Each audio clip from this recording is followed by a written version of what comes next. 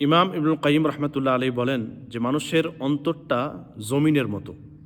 জমিন যেমন পানি না দিলে শুকিয়ে যায়, অন্তরও ঠিক তেমনই। অন্তরে যদি পানি না দেওয়া হয় তাহলে অন্তরও শুকিয়ে যায়। অন্তর শুকিয়ে গেলে আমরা জানি যে অন্তর যদি শুকিয়ে যায় তাহলে অন্তর শক্ত হয়ে যায়, কঠিন হয়ে যায়।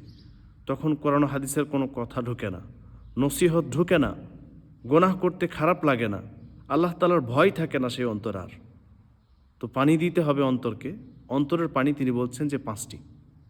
তাওহীদ, আল্লাহ তাআলাকে ভালোবাসা এবং আল্লাহ তাআলা সম্পর্কে জ্ঞান অর্জন করা, আল্লাহ তাআলাকে চেনা জানা, জিকির করা, আল্লাহ তাআলাকে স্মরণ করা এবং আল্লাহ তাআলাকে ডাকা।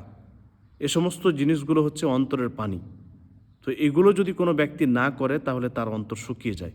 আমাদের উচিত আমরা তাওহীদ অর্থাৎ আল্লাহ তাআলা সম্পর্কে জানব, আল্লাহ তাআলাকে এক বলে বিশ্বাস যেরকম করতে হয় সেরকম তাওহীদের যে সমস্ত বিষয়গুলো রয়েছে সেগুলো সম্পর্কে জ্ঞান অর্জন করব এবং আহলে সুন্নাত ওয়াল জামাতের যে আকীদা রয়েছে সে বিষয়ে সেই আকীদা আমরা পোষণ করব। আল্লাহ তাআলার সাথে মহাব্বত, ভালোবাসা এটা বাড়াবো। আল্লাহ তাআলা সম্পর্কে জ্ঞান অর্জন করব, জিকির বেশি বেশি করার চেষ্টা করব এবং দোয়া করব।